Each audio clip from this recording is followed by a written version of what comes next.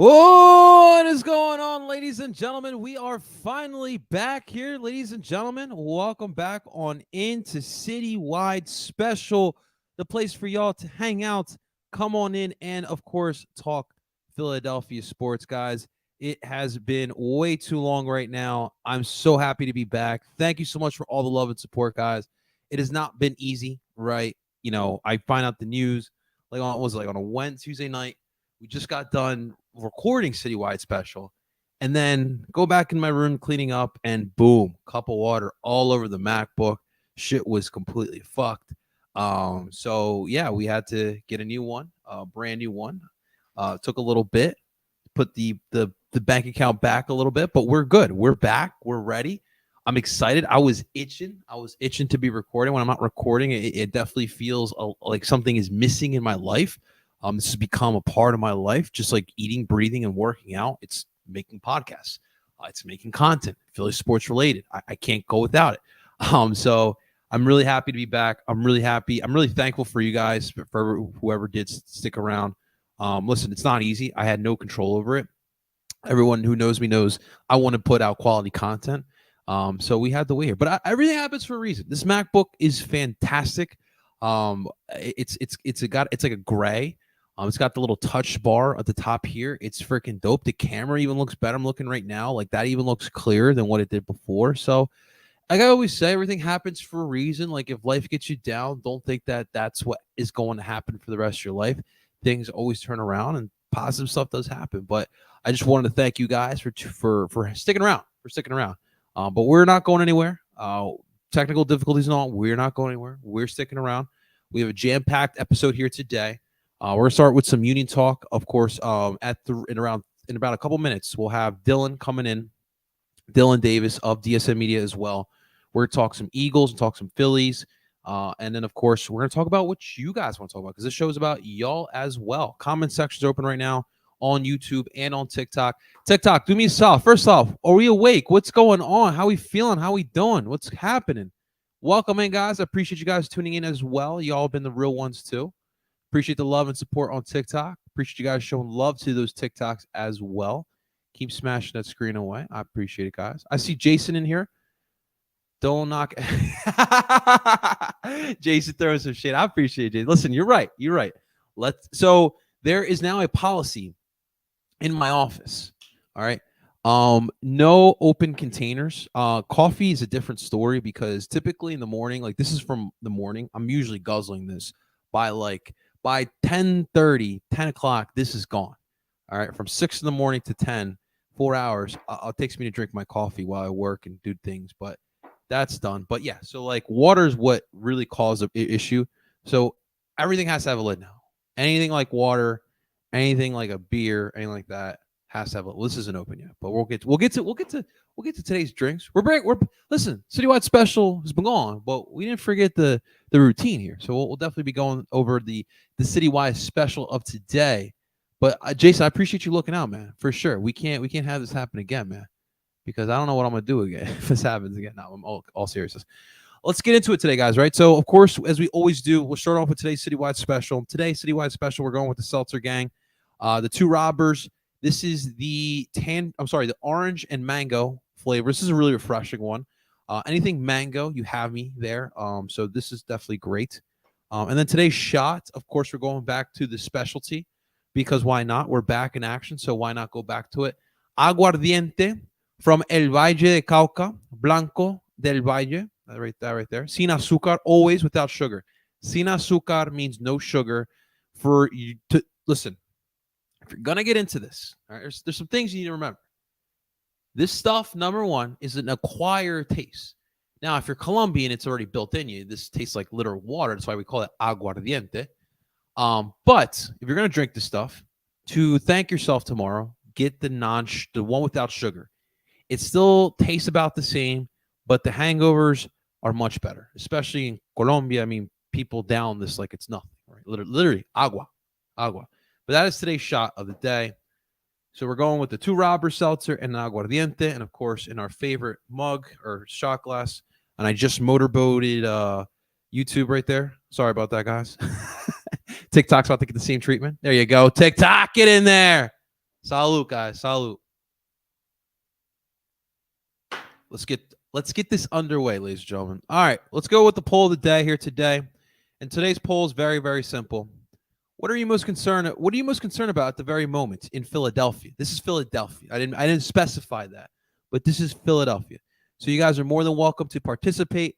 This poll right now is on my Twitter account at Parcero Philly. So what are you most concerned about at the moment?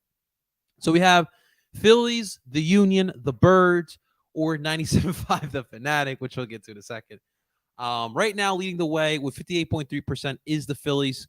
33.3% right behind them are the Union.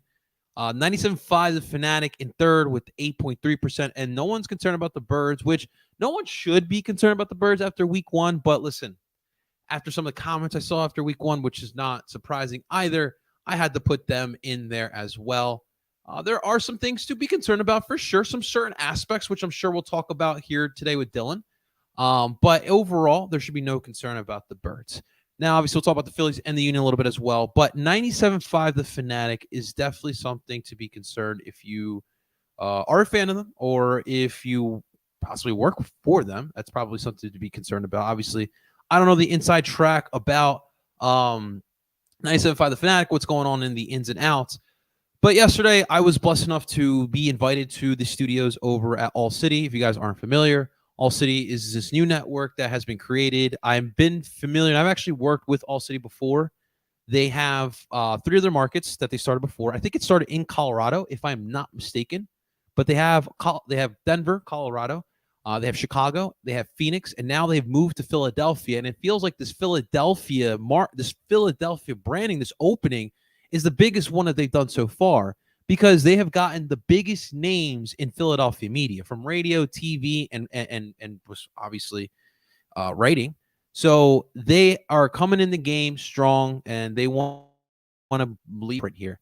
And so you saw the graphic, which I probably can pull up real quick here, but you kind of saw the graphic yesterday here, and they started off with a big bang. Here it is. I'll pull it up here real quick here on YouTube. And yeah, guys, so we're interactive here on YouTube. So if you guys want to check out anything we are talking about, I am. But let me a second. Cool.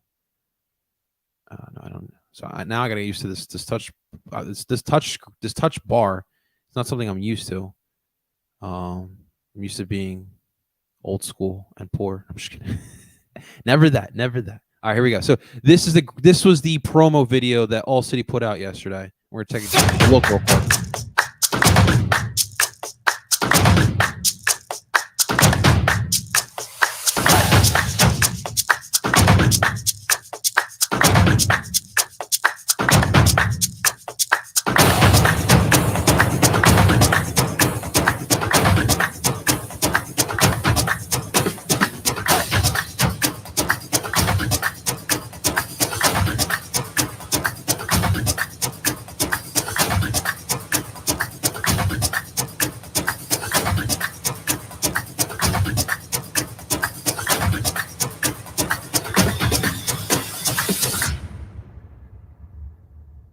I guess I don't really need to.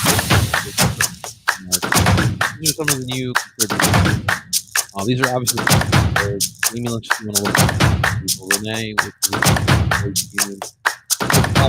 call me back. Obviously, so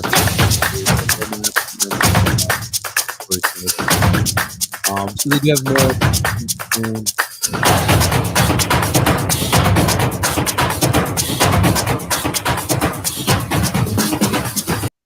So yeah, that was dropped around morning time yesterday, and then of course you had the Crossing Broad as they usually do. They did a fantastic job of covering this.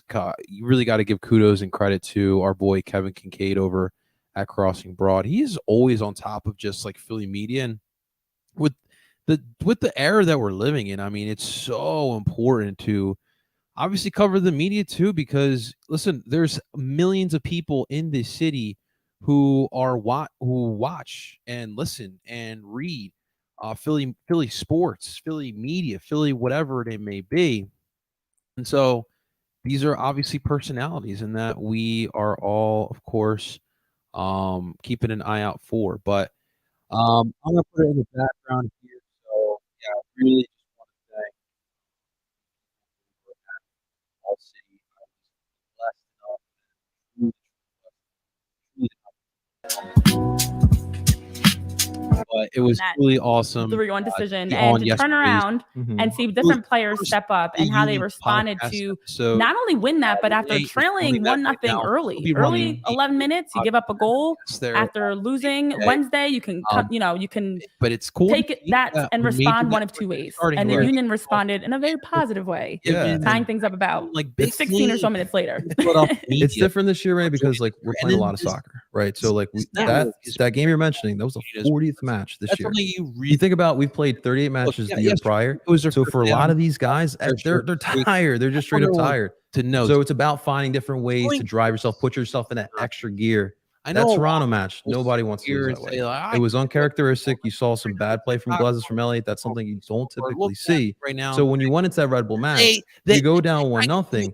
That's what I'm talking about. Like finding that extra gear. How do you bounce back? And don't know. thank you to Daniels for getting us that second yell that got him out. Yeah, But right? typically the Union don't play well when they're up a man. So seeing them play really well, put on So yesterday 3 they goals after that to take the lead. You saw for Ty me. Barribo at the end of that game. You saw Jeremy Rafael in that game, but that was an important way to bounce back. And Red Bull and Union matches never, ever go one way to another team. So see them put 4-1 like that. Definitely important because international break and the match we're about to talk about in a little bit as well. Yeah, and that's the thing. This is a rivalry game when you talk about anytime it's Union versus Red Bull, and even down to you cannot wear What does that red mean for Philly? anywhere around. Not even Philly. Not anywhere in Philly. Like it's forget Subaru Park, you will possibly get put out. And that's how much we just when you look at the Union fan base disliking the Red Bulls, it's personal, honestly. And so to have that rivalry game, that's 12 straight for just victories over the New York Red Bulls. That's the largest margin that they've beaten them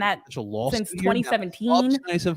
That's a statement victory too, as you mentioned, coming back. I'll say this: you are growing talking up, like as a Union fan, the Red Bull always had our number. So to see that kind of turn around, and now the league's growing, there's like a little bit of disdain with NYCFC. Also like lost Revs in there a little bit, so it is changing a little bit. But to be able to get that against the Red Bull. So it's sad for me because look, RC Burrows is in the chat talking about exactly as you mentioned, JP. It's been a stretch, and that's the thing about the MLS that's very unique. I know right now we're in an international break, but there's still a game coming up. Like it's not the usual break when you look at other leagues when it's like you get 3-4 weeks off or you have no games. It's just scaled back games, which in itself has been brought up as a topic of conversation. And I know we can get into that a lot more later, but when you look at how many games are played, international games, league games, it is crazy. It is a lot of people soccer realize that too, you're playing. And throughout the so country, there's been right now that next player up mentality of and we it is a big drop in the midfield but a few players, competition switch to the 3-5-2, and as you're talking about keeping the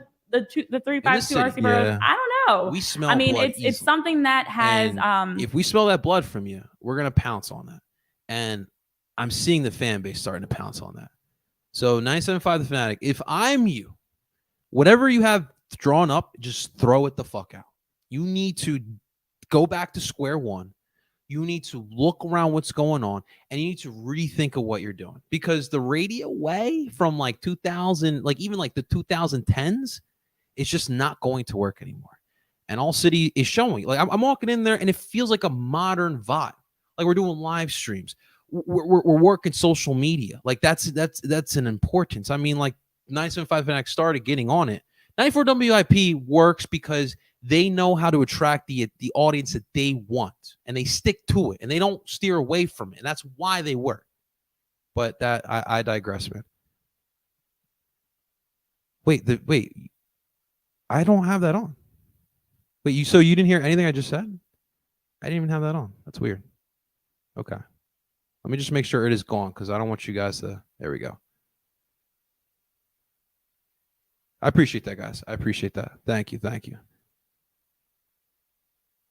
Okay, thank you so much, bro. I honestly I put it away, so I didn't know that it was still going on, but I appreciate you guys. Well, regardless, 975 is in trouble. All City is doing really well, and that's just the gist of things. But let's just move forward real quick. With the Philadelphia Union, I wanted to go over real quick kind of the presser here today. Jim did meet the media here. If you guys can't hear me, please just let me know in the comment section. I appreciate that. That is really nice of you guys. But let me pull up here. All right, so just some news and notes from today's presser. Obviously, we have an important match on Saturday, which tomorrow we'll look ahead at it and we'll preview that. But this is from Philadelphia Soccer Now, so make sure you guys are following it. Just some news and notes I want to follow through here. They did a great job of covering it here today. Number one, Curtin says Bueno has recovered. I think Jose, who's in the comment section right now, actually, I think I saw his picture, or it was Jimmy, one of the two, doing a great job covering the Union. But I did see the picture of Bueno practicing, training, so that's good news. Obviously, Ali not playing on Saturday. That's important as well. The midfield depth has been something we've talked about over the past couple weeks, and so if Bueno could train and play, that is huge. Gazek is 100%, and more importantly, right here, Leon Flock is back from seeing doctors in Germany. He got a second opinion, and now we could be talking about him out just a couple weeks. Obviously, we have was it 7 matches in 29 days? So if you can have him back before, was it August, the second week of October or first week of October, we're done the regular season. If you can have him by playoffs, I think if you can have him by playoffs, that is the best case scenario. Having that depth from Leon Flock would be really important. And of course, Daniel Gazdak, a little bit of a scare against the Red Bull match, but really cool to see that he can be back here. Curtin did talk about the Olympiacos offer that we talked about before. They did receive real offers with real dollars, quote unquote, according to Jimmy Boy. But again, we know about that rumor. The Union denied that. And I think Jim actually talks about it a little more here. We'll have him here till the end of the season. And my message to him is continue scoring goals, make a run at the Golden Boot. Let's try to lift the trophy together. So we talked about this. Like, there's just no way I would predict that he would leave before the winter period. And obviously we're done now, so we have to wait until the winter. But I think for sure the winter period is when Julian Carranza will be gone. I mean, we heard 7.5 mil. We don't even know what else has been offered. So I think that it is safe to say that Carranza could be gone here. Curtin said that Albright should be the sporting executive of the year. Pat Noonan should be coach of the year. They're close friends still. He's a little bit biased, but listen, this is Jim being Jim, man, being Mr. Nice Guy, which I get it, man. Definitely play into their bag, man. But I mean, listen, Noonan, we talked about that last year. Like, the coaching job he did last year was more impressive than what he did this year, in my honest opinion. If you guys have watched any of my previews before the season, I had Cincinnati near the top of the table. So to me, this is not entirely surprising. But what Albright has done is pretty impressive. I mean, he's put together a competitive roster for Noonan to manage here. Being able to sell off Brenner, I think Vasquez is gone at the end of the year as well. I don't think Acosta is going to go, but you can't deny that his value has gone up. I mean, he's having an MVP type season. So being able to get some players that Cincinnati in the past have spent money for players, but these are now players that are worth money that fit what they're trying to do, and you're seeing the fruits of their labor because they're winning soccer games and they're about to compete now for Supporter Shield. So there's certainly some crossover, but make no mistake, those two guys have done this themselves. They've done it and they deserve all the credit. But they've built there, so that part doesn't have anything to do with Philadelphia. Okay. Jim giving them some kudos. So Jakob Glazes is looking to play his 99 or 100 straight MLS match if he starts and plays on Saturday, and that's pretty dope. But this was even funnier. This next comment, he goes, Jakob doesn't know who Cal Ripken is, but it is Cal Ripken-esque. Can you imagine like that conversation? Like, Jim is just looking at Jakob Glazes like, what you're doing, that's Cal Ripken-esque, and Jakob is looking like, who the fuck is Cal Ripken? That's freaking awesome, man. We talked about Bedoya being out. It truly sucks, man. It is going to be weird because all the players will be back from international break, the guys that are gone, but they're going to have 2-3 days to prepare for Cincinnati, so it's not going to be easy whatsoever. Curtin notes that the team has won 27 games this year in all competitions, which is the most in team history. 40 matches, guys. 40 matches these guys have played this year. It's incredible. And dude, they won over half of those matches. I mean, I know 22 is not, 30, but it's impressive still. So impressive. Yes, that still counts. And that's really it from the presser there. So obviously the big ones is the injury report that you got there, but we'll have to continue monitoring it. And I truly believe here that this team, they're going to have to, and I talked about it yesterday on the Philly Union podcast, they're going to have to find the extra gear because the Union have never played this many matches in a season. And now you're going to have to go into the gauntlet of all gauntlets, and that's the MLS Cup playoffs. This team has done well in tournament-like situations, including those playoffs, but this is going to be a different animal. I mean, New England, I don't know what to think after the Bruce Arena situation. Orlando's always going to be tricky. They may not scare you, but they're going to be tricky. And obviously Cincinnati. And, you still got your Columbuses of the world, Atlantas of the world, and I don't even want to talk about Miami right now, but Jesus Christ. So it's not going to be as easy as it has in the past. Turkish window is still. So you're saying if Turkey is still, but doesn't that? But okay, yeah, you're right. You're right. It depends on the league and the team that wants to buy for sure. I mean, does Turkey want him? 10 mil? No, I'm just kidding.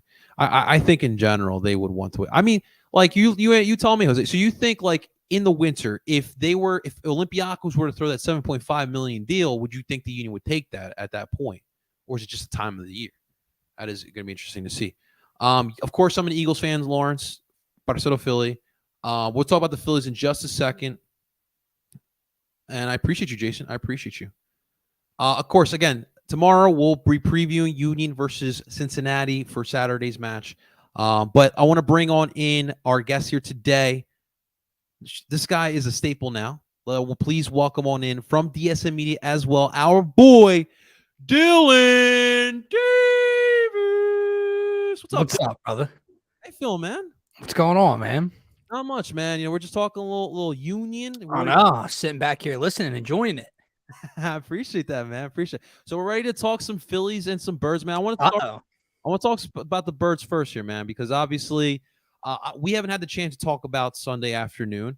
I'm kind of curious to hear what you had to have to say about it as well. And of course, we have to gear up for Minnesota. So first off, man, a lot of people seem concerned after Sunday. Mm-hmm. What concerned you the most, though, about Sunday afternoon? I mean, it was as ugly gets, right, in terms of a victory, which at the end of the day is all that matters, is that they're 1-0 in the win-loss column. But concerns, like, to me, it was just concerns within that game. There's nothing to really take forward that I'm looking at. I don't have any concerns moving forward about Jalen Hurts. I don't really have any concerns about the lack of sack numbers or sack totals that this defensive line kind of lacked throughout the first three quarters on Sunday. That was more so the game plan that Bill O'Brien and Mac Jones and them put together over there. But like I said, it was really ugly to watch. The number one concern or negative that I did have was play calling on both sides of the ball, man, and more so than not the offensive side of the ball. So first half, you have Nick Sirianni and Brian Johnson put together this game plan where they are run. And not just that, you have personnel usage of it's Kenny Gainwell, 14 or 15 carries. It's Boston Scott for 1. It's DeAndre Swift for 1. That didn't make sense to me, but you're run. You're conservative. There's no shots down the field. There's no shots in the intermediate over the middle of the field, anything like that. Dallas Goedert, 1 target the entire game. We know that, but then you get to the second half, and this is what really boggled my mind here. Okay.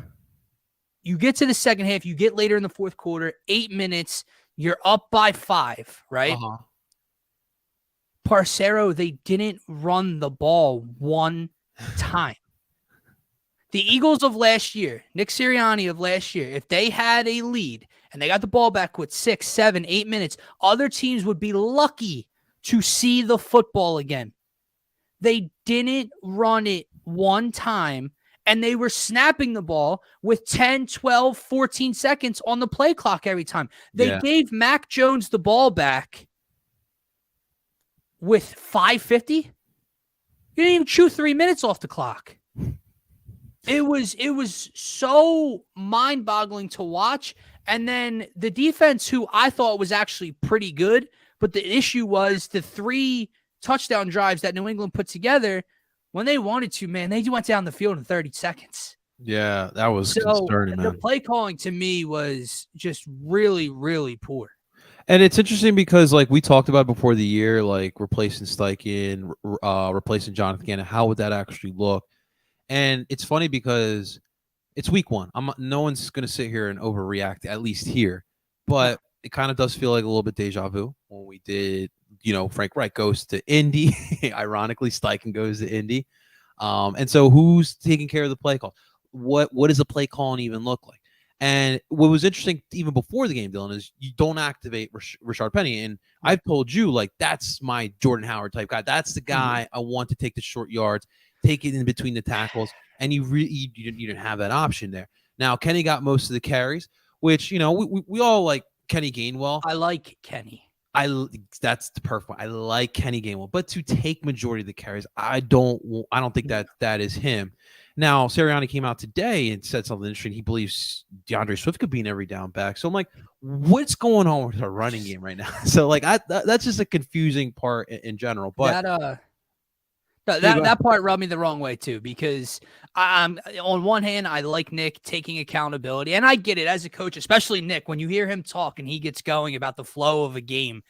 I understand where you could kind of get caught up in what you're doing, and hindsight's 2020. So after the game, he could look back and be like, damn, I really didn't get him involved like that. But after the game ends, he comes out and says, I never want to leave a game where DeAndre Swift only has 2 targets.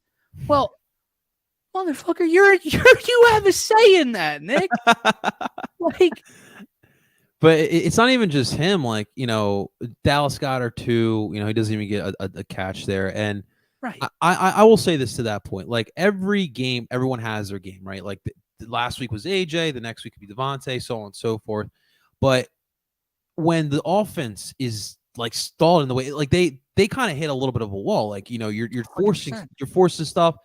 You need to game plan and find those plays that get those players involved, those playmakers involved. Your DeAndre Swifts, your Dallas Goederts, and lo and behold, you'd be surprised. You could probably get your offense going once you get that part of it going. But it's interesting because Steichen last year was the main play caller, and obviously we were the best rushing team in the NFL, and because of that opened up the pass game, where you have pass catchers who are going on one-on-one coverage and are able to get open, and Jalen Hurts was able to hit those guys. At the end of the day, this offense still needs that balanced attack. It still needs its fair share of rushes, because that's just going to bring the defense up, and then you're going to be able to hit those big weapons down the field. Like, this isn't rocket science. I think this team is pretty self-explanatory. I think for Brian Johnson, everyone gets their first stage. We just talked about All City Sports from yesterday. Everybody has their first game, their first day jitters. But now that's not an excuse anymore. You got to go out there. You got to put a better game plan. And it's not easy, because we got to turn around against a team, again, the Minnesota Vikings, who you beat last year handedly and just lost week 1. So I will say one of the issues, that gets overlooked by blaming the play calling and the personnel usage and everything is Jalen did not have a good day. Like at all. This may have been Jalen Hurts' worst game since the Tampa Bay playoff game in 2021. Good point. He was bad, man. He wasn't seeing the field well. It's what Belichick's throwing all these different wrinkles in. It's week 1. Bill, one of the greatest head coaches, defensive minds ever, has had all offseason to plan for this. So I get why it's tricky. The weather wasn't ideal. Everything. All the rust, not playing in the preseason, but to miss Dallas Goedert twice for what would have been a walk-in touchdown, and then to go to him the play after you miss him for a touchdown to overlook Smitty, who's 5 yards in front of him, open for a first down on 3rd down, try to force it to Goddard. The ball sails out of bounds. Jalen was really bad. But the other thing that I would say about the play calling, man, was just, you mentioned the balanced run, and Jalen Hurts was so much a part of that last year, which was great. But Scotty and I, and I'm sure you have all offseason long, have talked about how dial it back a little bit. You don't want Jalen carrying the ball 15, 14, 16 times every week. My issue with what I saw in week 1 is they clearly worked with Jalen on protecting himself and not taking unnecessary hits and getting down. The problem is when you run a quarterback draw or a zone read where the quarterback's going to keep it, he can't slide at the line of scrimmage.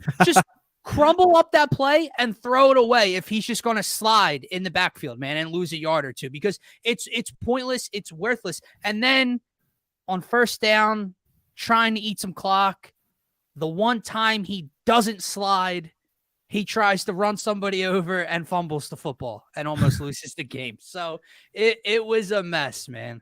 It was. I'll be honest with you. The thing that concerns me the most, I don't think people are really talking about. So after Sunday, you lose Nakobe Dean for foreseeable future, not season ending, but for foreseeable future, you're out with him. It sucks because this is a kid who's dealt with injuries. I mean, that's why he fell to you in the second round. Now he's hurt in his opportunity. This is a kid who's getting used to just being a first-time starter in the NFL. And I got to rely on Nicholas Morrow, Christian Ellis, like Zach Cunningham. Like it's not looking good at that linebacker position. We don't prioritize that position in general, but I mean, dude, no one should feel comfortable with those linebackers, man. So no, and Reed is questionable as well for Thursday night, backing up that position. It's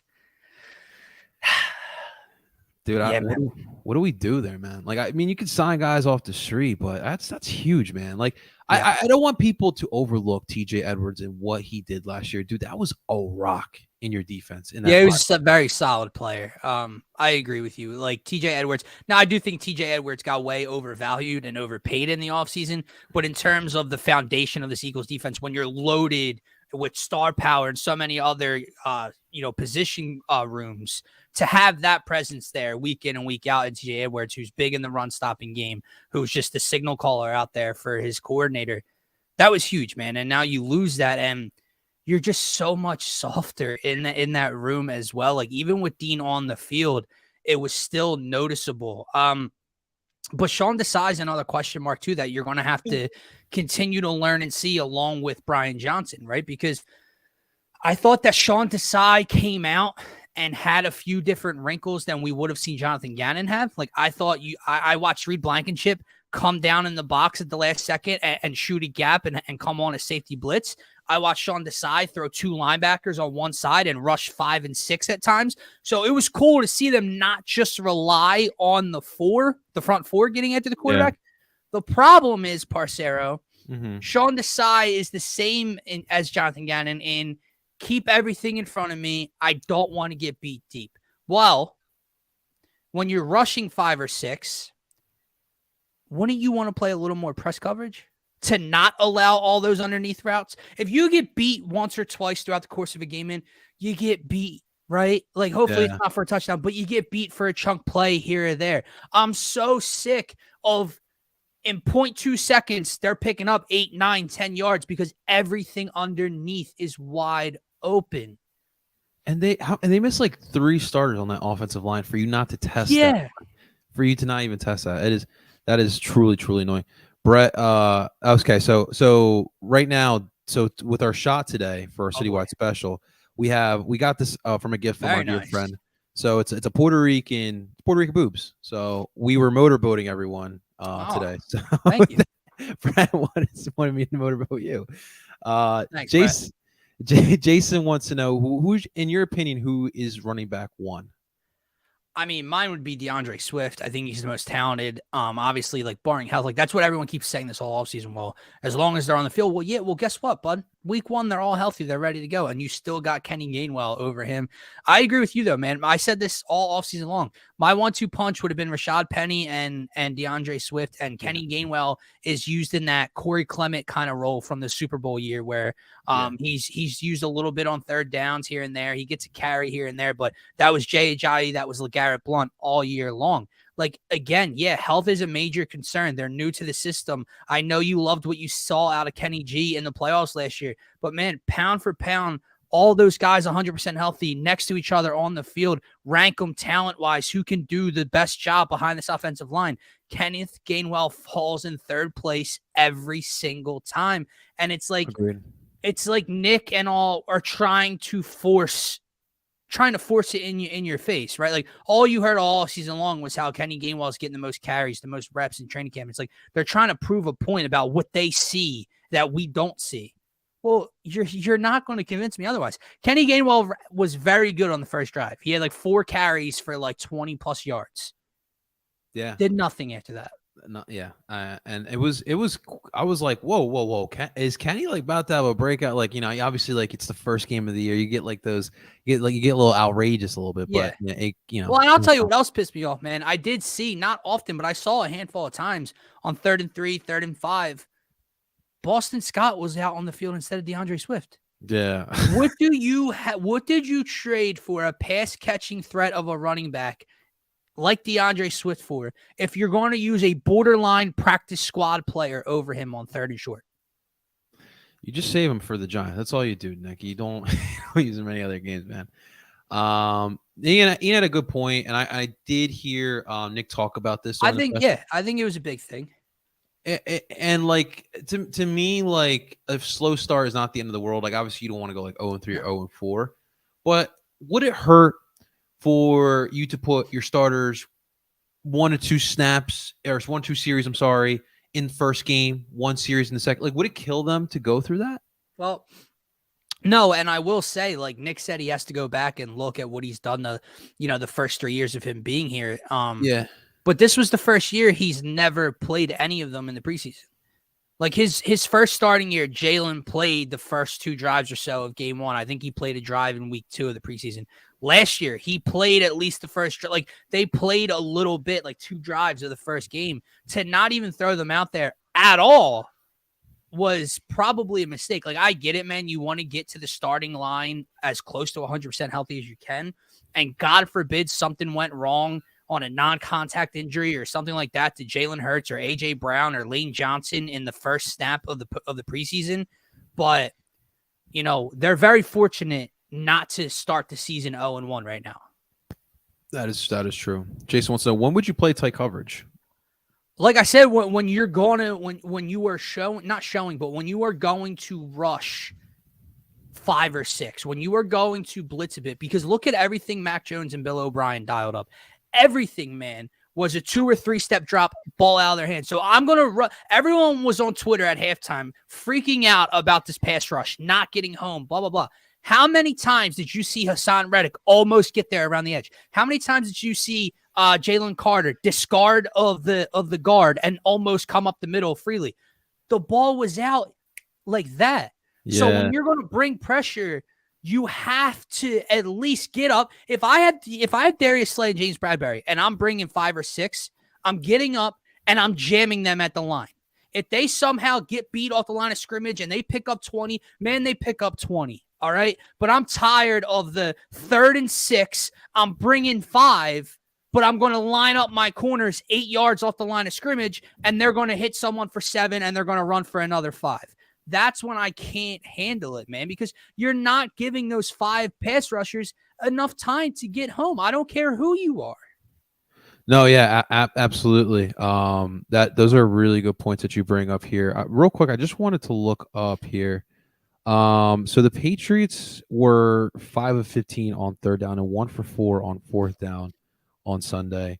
But like, I mean, we've seen that before with Jonathan Gannon specifically, where, I mean, dude, the big plays on those 3rd and longs or 4th and longs were killing JG's defense. Let me throw this at you. Those numbers are good. They're not bad numbers. They had a drop on 3rd or 4th down by Hunter Henry. It's true.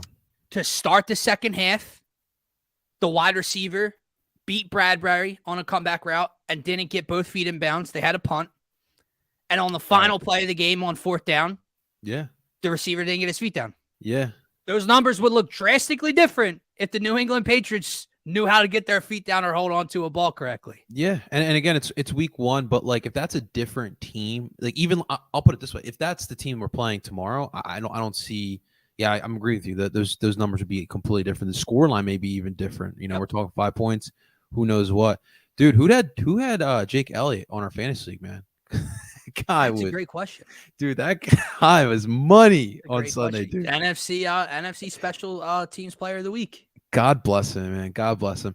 And then dude, the young defensive tackles, man, they have me so excited for future, man. It's so fun, dude. And let me tell you, that was, if I could take one like majorly positive thing away from this game, it was Jalen Carter. And it was just that, like, everything I wanted since he was drafted here, everything I discussed with Scotty over the offseason actually came true and came to light in week 1.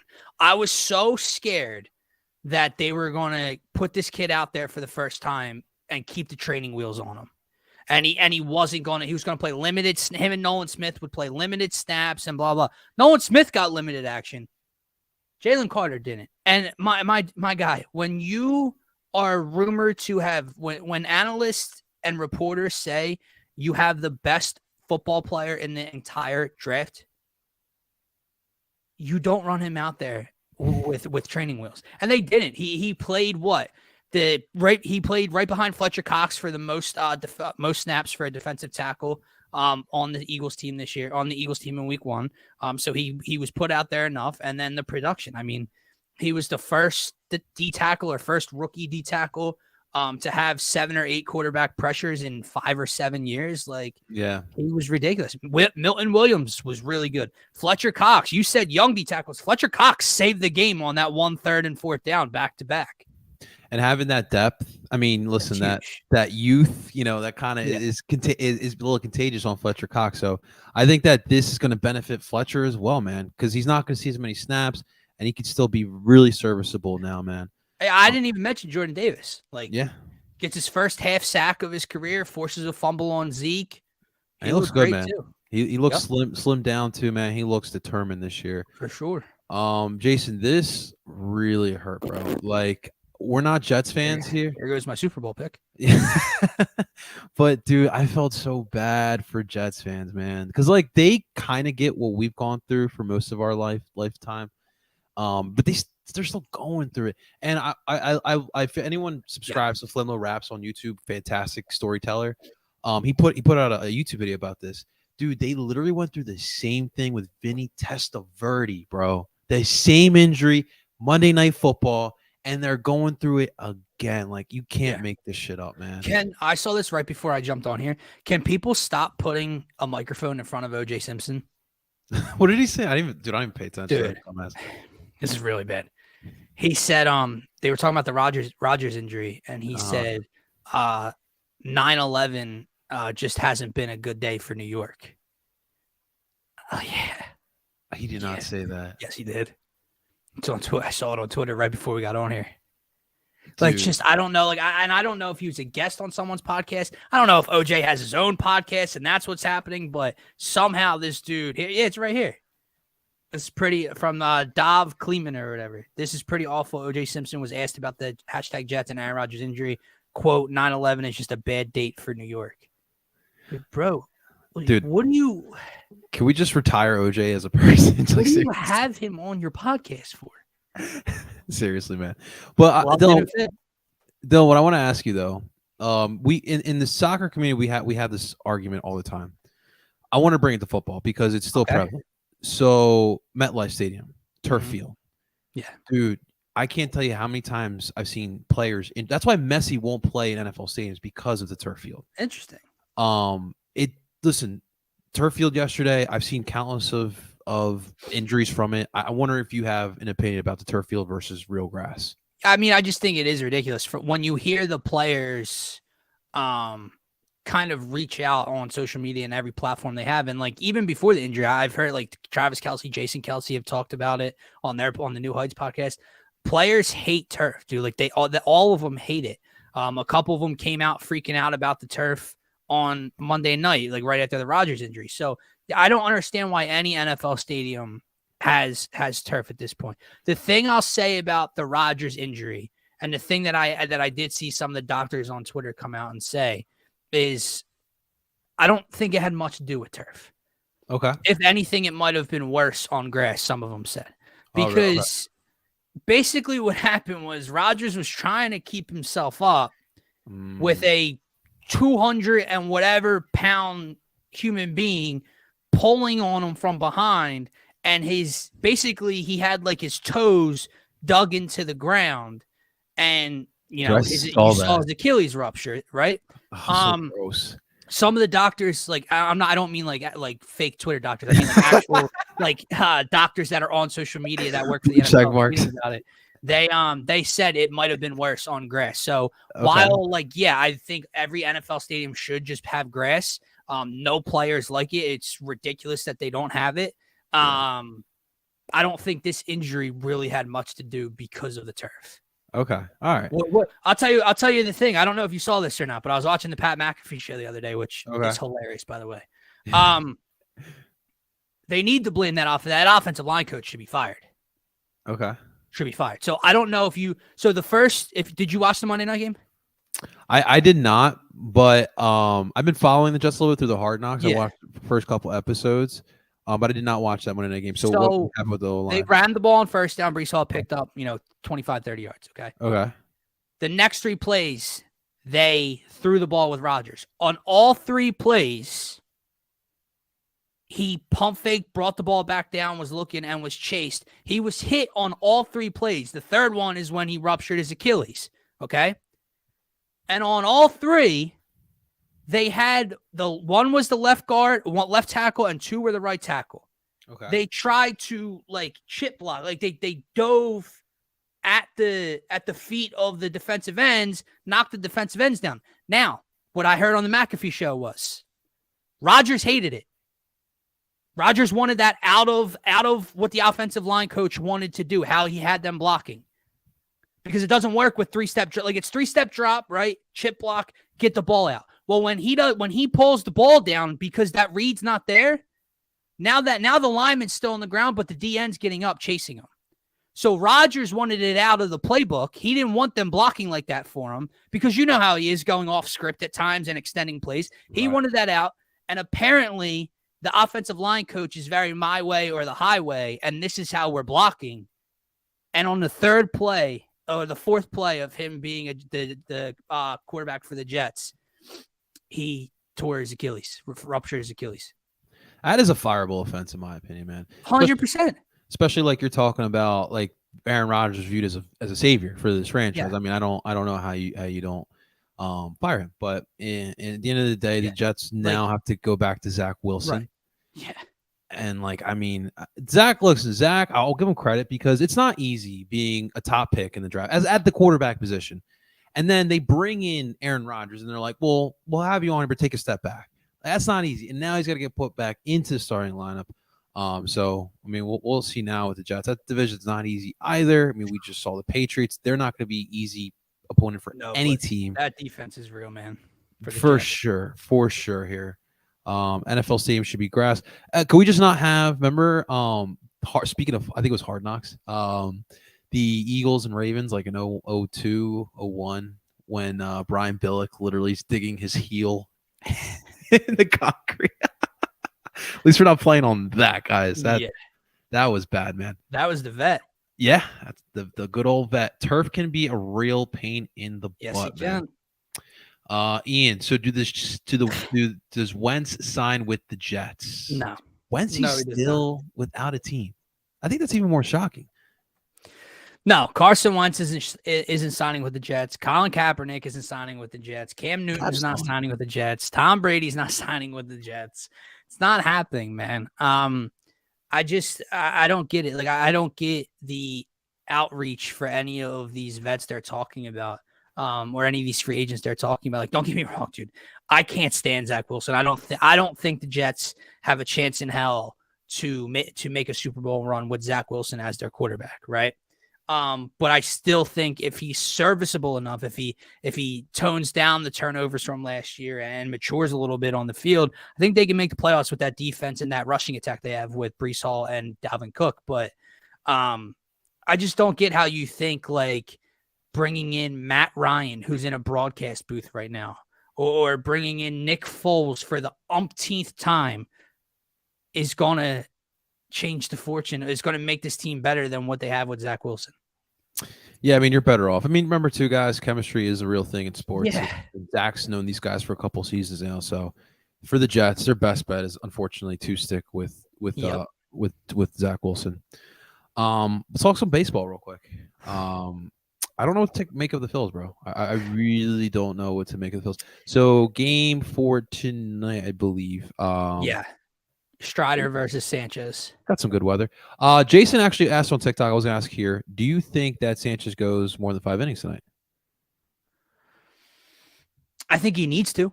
I would be. And I think Rob needs to trust him too, because listen, Taijuan Walker is tops of the league in the NL in wins, or right there.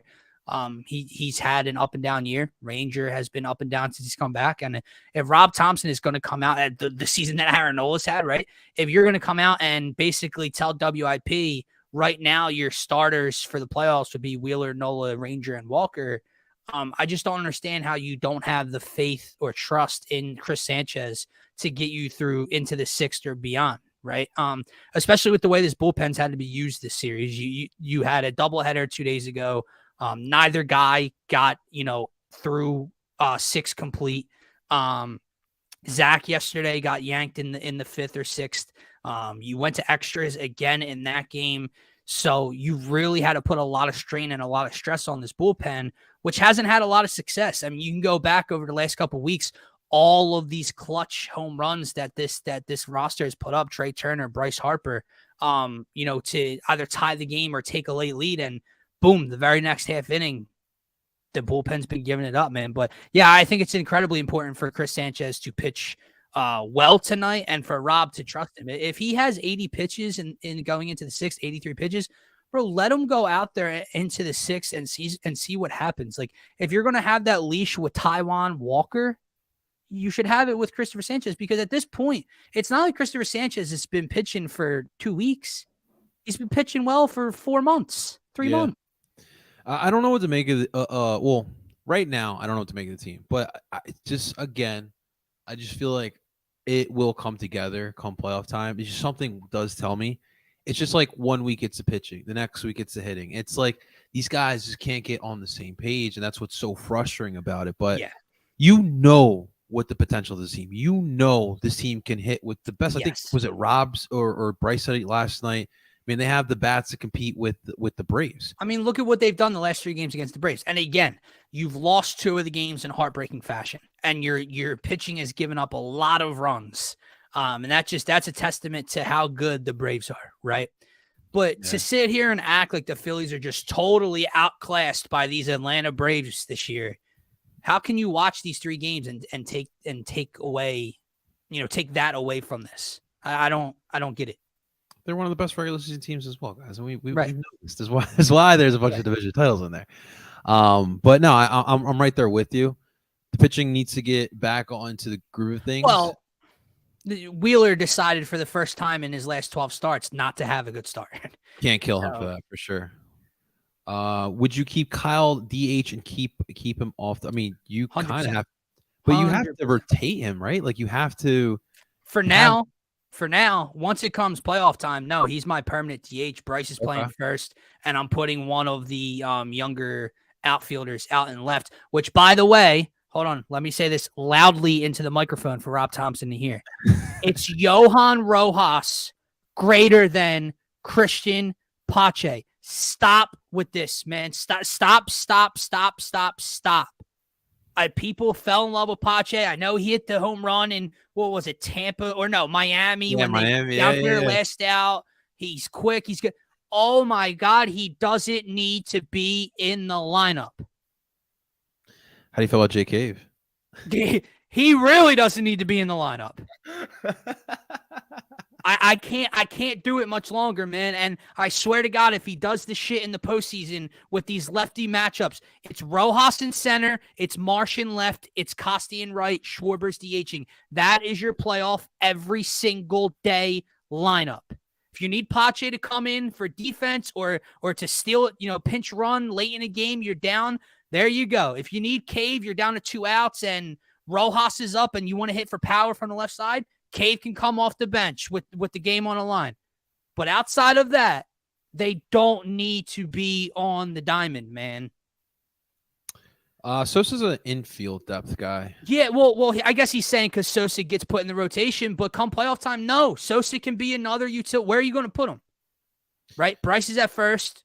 Bone's playing third. Trey's at short. And Bryson's at second.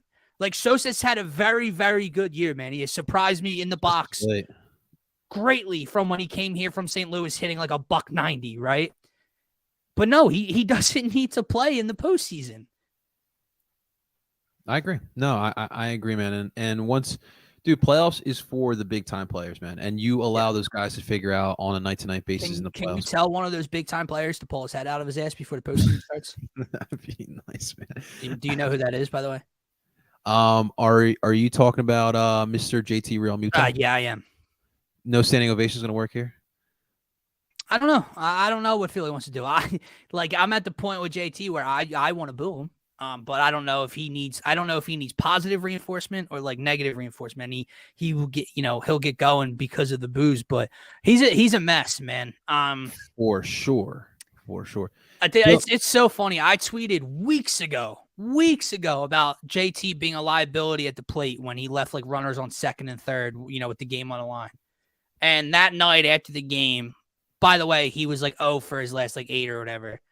Some guy commented his OPS plus over the last 12 games. Right? I said, okay, cool, bro. JT came up the next 2 days and went 0 for 8 after that. Comes up last night, strikes out in a big moment, pops up in a big moment. And then, like, Parcero, all he has to do is put the ball in play. Yeah, that's literally all. First and second, nobody out. All you have to do is put it in play and get those runners over. He can't do it. Obviously, we don't have the catcher to do this, but is it time for JT to take less games at the catcher position and it's more? Tough, man. Yeah, he catches the most games every year. Yeah, like I don't know. Like, and don't get me wrong, like it's another thing where, we love to react and overreact to every game, but he hasn't been good really all year. No. But you've seen him in the playoffs last year, right? Like he hits the wall, he hits the home run to beat Houston in game 1. He's had a couple big moments, but yeah, he's been the least clutch right now, man. And for the comment above that, I just, it would be an awesome story. I don't see a world in which Rhys Hoskins comes back for the postseason. I don't even see him coming back next year, man. Yeah, I don't know what they're going to do with Rhys. I mean, like, dude, like this team has got a couple of DH options. And Rhys, you would have to think like, all right, so first base and DH, right? But now you got Bryce Harper doing that, and that's been working really well. Right. Love Rhys, dude. Love Rhys. Appreciate everything he's done. He was clutch as hell in the postseason last year. I mean, he didn't hit for average in the postseason, but he hit quite a few big time home runs last year. And we'll never forget those, man. Nope. We will never forget those. So what do you think happens today? For the PHILS, wrap the series up, man. Man, you want to say a win, and the way that they played this Braves team all series long, they can be in the game, but the pitching disparity is too great. And while I think Christopher Sanchez has had a hell of a year as that fifth guy, you're talking about one of the league's best in Spencer Strider versus Christopher Sanchez. If this was October and Spencer Strider had to come here for 3 hours of hell, I might say otherwise, but this is a kind of, muggy, gloomy Wednesday night in September. So it's gonna be an uphill battle for sure tonight, especially because if I'm correct, it was either his last start or his second to last start. Strider got smoked by the Cardinals and got pulled in the 3rd inning. So if that was his last start, I wouldn't put a lot of money on him not bouncing back tonight. One last comment here. Rhys, yeah, I agree. Level training to get where we need him. Yeah, man. I just don't know. We'll talk about St. Louis tomorrow. We do have to hop off here. Dylan, man, as always, I appreciate you coming in here, man. Let the people know where they can find you, brother. Yeah, man, you can obviously find me at DylanJD98 on Twitter on my personal page. You can find all of us over at DSM_media on Twitter, and subscribe to all the new DSM YouTube channels. The one we're live on right now is our Philadelphia channel. We have a Turf Talk DSM channel for all things NFL. We also have a Scotty Talks NBA YouTube channel for all things NBA content. So make sure you subscribe to all of those for DSM. Yeah, and as you guys can tell, I am fully back. This MacBook's working pretty good so far. So tomorrow we'll have citywide special. DSM Media is all Friday because we're both getting married, So Our boy Scotty's getting married. He's finally off the market, ladies. So Dylan and I will be celebrating with our boy Scotty. So no at least for me. No, we are off Friday. We were thinking about doing Eagles pregame tomorrow, but Scotty sent us that text about getting together, possibly not. So I don't know if we'll be doing a pregame tomorrow either.